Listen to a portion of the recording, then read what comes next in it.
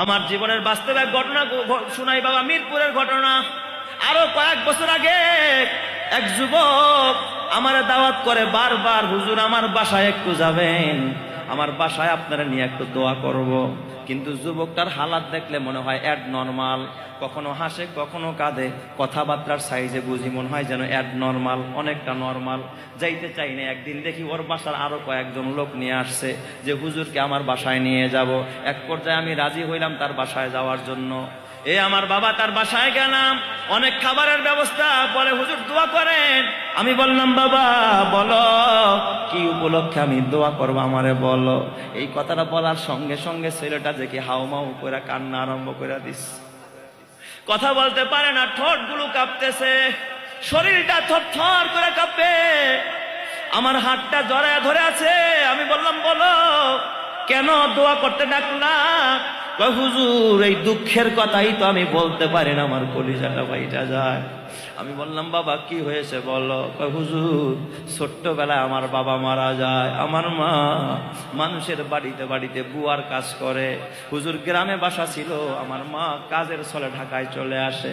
ছোটবেলায় থেকে আমার ব্রেন অনেক ভালো ছিল, ক্লিয়ার ছিল। হুজুর 5-এও আমি বৃত্তি পেয়েছি। আমি মাধ্যমিক উচ্চ মাধ্যমিক যখন শেষ করলাম হুজুর, আমি যখন ইন্টার পরীক্ষার্থী, আমার মা হঠাৎ একটা চোখে আঘাত পায়।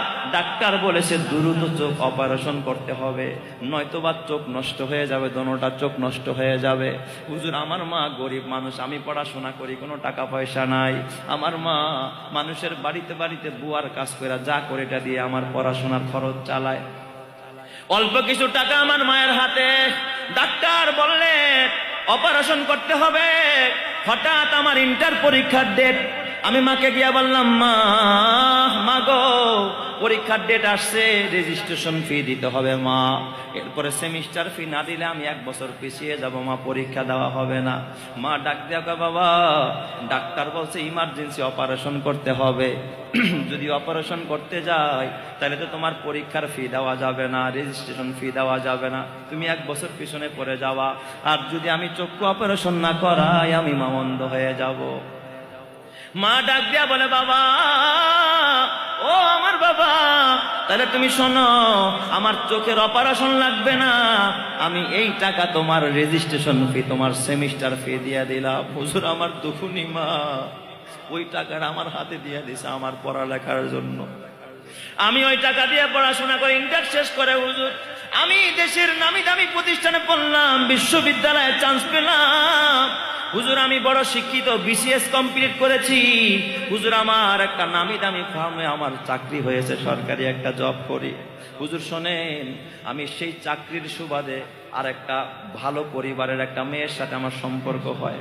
হুজুর আমি সরকারি চাকরিজীবী, আমার বিবিও সরকারি চাকরিজীবী, আমি তাকে বিবাহ করি। কিন্তু আমার বিবি ঘরে আসার পর হুজুর দেখেন আমার চাকরির টাকা দিয়া এই যে বাড়িটা আমি নিজে করেছি। হুজুর শোনেন, বিবি ঘরে আসার পর আমার মা তো একেবারে অন্ধ। আমার ঘরের ভিতরে আমার মা অনেক সময় ওয়াশরুমে গেলে, অন্ধ মানুষ তো টের পায় না, বাথরুম করতে গেলে আশেপাশে একটু ময়লা করে ফেলে। মা মাঝে মাঝে পান খায়, পান খাইলে মা পিক বেসিনে না ফালায়, আশেপাশে ফালায়া দেয়। আমার মা মাঝে মাঝে পানের চুনগুলো ওয়ালের সাথে মুছা রাখে, এটা আমার বিবি বরদাস্ত করতে পারে না। আমার বিবির সাথে আমার মায়ের সাথে প্রায় সময় ঝগড়া হয়। আমি অফিস থেকে আসলে আমার বিবি বিচার দেয়, আমি সইতে পারি না, আর কত সহ্য করব। এক পর্যায়ে আমার বিবি ডাক দিয়া কয় স্বামী গো, হয়তো তোমার বাড়িতে তোমার মা থাকবে, নয়তো বা আমি থাকবো, তুমি কারে রাখবা? আমি বিপদে পড়ে গেলাম হুজুর, বিপদে পড়ে গেলাম। আমার বন্ধুদের সাথে পরামর্শ করলাম কি করার, কোনো আলেমের সাথে পরামর্শ করি নাই। বন্ধুরা বললো তাইলে তোমার মাকে তুমি বৃদ্ধাশ্রমে দিয়ে আস।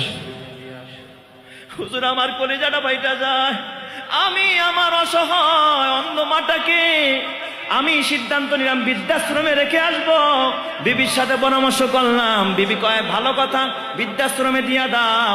আমার মাকে নিয়ে যখন কাপড় চোপড় ভরা যখন মারে নিয়ে ঘর থেকে বের হইতেছিলাম, আমার মা আমার ডাক দেওয়া বাবা একটু কাছে, আমার মাথায় হাত দিছে।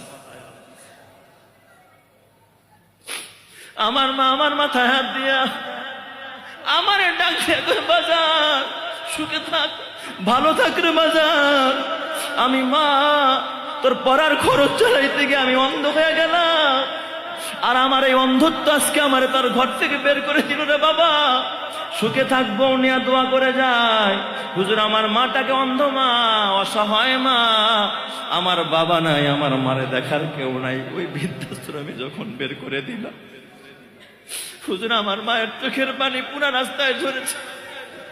আমার মারে ঘর থেকে বের করলাম, এরপর থেকে মনে হয় যেন আমার ঘরে শূন্যতা বিরাজ করে, বরকত নাই। আমি যেন আমার ঘর থেকে রহমতটাকে আমি বের করে দিয়ে আসছি। 6 মাসের মাথায় আমার মা বৃদ্ধাশ্রমে মারা যায়। হুজুর 8 মাস পরে আমার ঘরে এক বাচ্চা হয়, দেখি আমার বাচ্চাটা অন্ধ। আমার বাচ্চা অন্ধ, আমার মায়ের বদদুয়া লেগে গেছে। হুজুর এরপর থেকে আমার খানা ভালো লাগে না, আমি কোনো কাজে শান্তি পাই না, অফিস করতে পারি না, লেখি একটা হয় আরেকটা, প্রিন্টে একটা হয় আরেকটা, আমাকে সাসপেন্ড করার মতো আমার চাকরি যাওয়া ভাব। হুজুর এখন ঘরেও শান্তি নাই, বিবি আমারে দেখতে পারে না, আরেকজনের সাথে পরকিয়া করে। হুজুর আমার সন্তান এখন ঘরের মধ্যে জাহান্নামের আগুন, সন্তান একটা প্রতিবন্ধী। এ যুবক, রহমত তোর মা, বরকত তোর মা, তোর জান্নাত তোর মা। যুবক রে, তুই চিনলি না তোর কেমন রত্ন। ওই মায়ের সেবা কর, ওই মায়ের খেদমত কর, ওই মায়ের কাছ থেকে যদি দোয়া নিতে পারস, দুনিয়াতেও তোর শান্তি দিবেন, আখেরাতেও তোর নাজাত দান করবেন কে? আরো জোরে বলেন না কে? এ যুবক ভাই, তোর হাতে পায়ে ধরে বলা যায়। আমি ডাক দেয়া বললাম, যুবক রে, তুই আজকে তোর মায়ের পায়খানার কারণে বেসিন নষ্ট করে ফেলায়, তোর বাথরুম নষ্ট করে ফেলায়। তুই তো 4টা বছর পর্যন্ত তোর মায়ের কাপড় নষ্ট করছস, তোর মায়ের বুকে পায়খানা করছস, তোর মায়ের কুলে পায়খানা করেছস, প্রস্রাব করেছস। মা তো তোর ফালায়া দেয় নাই, মা খাইতে বসছিল, ওই সময় পায়খানা করছস, মা ভাতের প্লেটটা ঢাইকা অমনে তোর পরিষ্কার করে, তোর চুমা খায়া, তারপর আবার মা ওই হাত দিয়ে খানা খাওয়া আরম্ভ করছে। তোর মা কত কষ্ট করেছে রে যুবক, তোর বাবা কত মাথার ঘাম পায়ে ফেলেছে, এই জন্য হাতে পায়ে ধরে বলা যায়।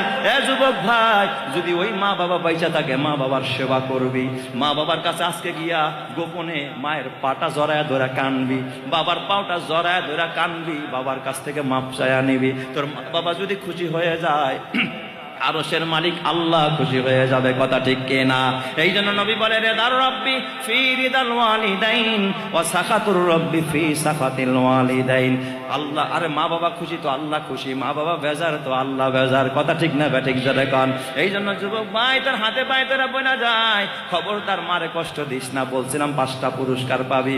1 নম্বরে তার হায়াতে বরকত হবে, 2 নম্বরে তার বিপদ দূর হবে, 3 নম্বরে তার সম্মান বেড়ে যাবে, 4 নম্বরে আল্লাহ তোরে হজ করার তৌফিক দিবে। জোরে কান আমিন। মক্কা মদিনায় যাওয়ার তৌফিক দিবে মা বাবার খেদমত করলে। 5 নম্বরে মরার সময় আল্লাহ কালিমা নসিব করবে। জোরে কান সুবহানাল্লাহ। এই জন্য যুবক ভাই, তার হাতে পায়ে ধরে বলা যায়, আজকের আয়োজক যারা, আহারে মরহুমদের কথা স্মরণ করে তারা আজকের আয়োজন করেছে।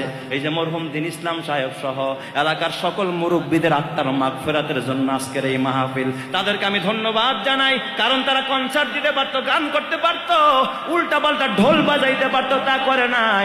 মা বাবার আত্মার মাগফিরাতের জন্য দোয়ার আয়োজন করেছে। প্রত্যেকটা সন্তানের জন্য উচিত তার মা বাবার জন্য দোয়া করা, মা বাবার নামে দান করা, মা বাবার নামে খরচ করা, মা বাবার নামে লিল্লা বোর্ডিং করা, এতিমখানা করা, মা বাবার নামে আরে গরিবরে দান করা, আলেম ওলামারে খেদমত করা। পারলে আলেমরে একটা জামা কিনা দিয়েন, একটা মেসোয়াক কিনা দিয়েন, একটা টুপি কিনা দিয়েন। এটা নিয়ে কখনো সিনেমার হলে যাবে না, মেসোয়াক নিয়ে মারামারি করবে না। যতটা মেসোয়াক করবে এর সব আল্লাহ তোমার মা বাবার কবরে পৌঁছাবে। কথা ঠিক না ব্যাটিক জোরে কান? এই জন্য আজকে মা বাবা বাইচা থাকলে মা বাবার কাছে ক্ষমা চাইবা, আর যদি মা বাবা মরে যায় ওই মা বাবার কবরের পাশে গিয়া দোয়া করবা, মসজিদে দোয়া করবা, ইমাম সাহেবের কাছে দোয়া চাইবা।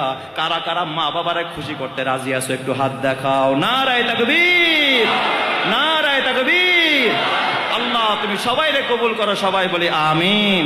মাশাআল্লাহ, হাত নামাই। ওয়া আখিরি দাওয়ানা আলহামদুলিল্লাহি রাব্বিল আলামিন।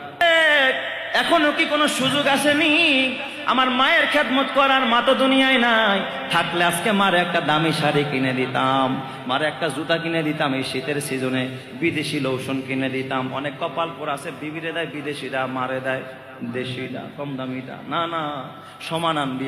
এমনও কপাল পোড়া আছে দেখবেন, একটা চকলেট কিনা, 2টা চিপস কিনা লুকায়া লুকায়া বিবির আসলে নিজ দিয়া গোলারে দিও, মায় জানে না দেখে। কেন? তোর মা তো কখনো তোর কাছে কিছু লুকায় নাই। তোর পাশের ফ্ল্যাটের এক কাকি আম্মা তোর ঘরে কিছু পিঠা দিছে, তোর মা খায় নাই। তোর মা কয় আমার কলিজার টুকরা আব্দুল্লাহ এই পিঠাগুলো বড় পছন্দ করে। তার পেটে ক্ষুধা ছিল, মায় খায় নাই, খাইলে খাইতে পারতো। স্কুল থেকে আসলে ছেলের সামনে তুলে দিছে, বাবা নাও, পাশের ফ্ল্যাটের তোমার অমুক আংটি তোমাকে পিঠা দিছে, তুমি খাও। তোমার মা লুকায়া লুকায়া তোমারে খাওয়ায়, আর তুমি ওই মারে লুকায়া লুকায়া তুমি কোন সন্তানের জন্য চকলেট আনলা, অথচ দুইটা চিপস বা কয়েকটা কিটকাট চকলেট আনছো। এই পোটলাটা বিবির হাতে না দিয়া মায়ের হাতে দাও। মাকে ডাক দিয়া বলবা, মা এই চকলেট গুলো আনছি, তুমি তোমার নাতিরে নিয়ে খাইও। আমার তো বিশ্বাস কসম আল্লাহর, একটা চিপস আর একটা চকলেট কোনোদিন তোমার মা দাঁতে কাটবে না। কথা ঠিক না বেঠিক? তোমার সন্তানটাই খাওয়াবে, মাঝখান থেকে মা খুশি হয়ে যাবে, আমার আল্লাহ খুশি হয়ে যাবে। কথা ঠিক কিনা? আর মারে না দেখায় বিবির হাতে দিবার লুকায়া লুকায়া মায়ের ভিতরে সন্দেহ দানা বাঁধবে, না জানি আমার পোলা কি আনছে। যুবক কেন বুঝোস না? খবরদার খবরদার, মা তার আসল বান্ধবী। বন্ধু বান্ধব আসলে দেখবেন চাইনিজের খাবার আনে, বন্ধু বান্ধব আসলে দেখবেন দেশি মুরগি খাওয়ায়, আর মায়ের খবর নেয় না। অথচ বুড়ি মা তোর আসল বান্ধবী, তোর বাবা তোর আসল বন্ধু। এই মা বাবার সাথে ভালো ব্যবহার করো। কয় হুজুর মা তো কবরে, বাবা কবরে, এখন আমি কি করব? এখন তো টাকা কামাই করি, মারে পাই না, বাবারে পাই না। আল্লাহর নবী কয় এখনো খেদমত করার সুযোগ, মায়ের জন্য দোয়া করবার 2 নম্বরের সুযোগ হলো মায়ের নামে দান করবা। তুমি যদি মায়ের নামে দান করতে পারো, এর সব সওয়াব ডাইরেক্ট আল্লাহ তোমার মা বাবার কবরে পৌঁছাবে, আর মা বাবার খেদমত হবে। জোরে কোন সুবহানাল্লাহ।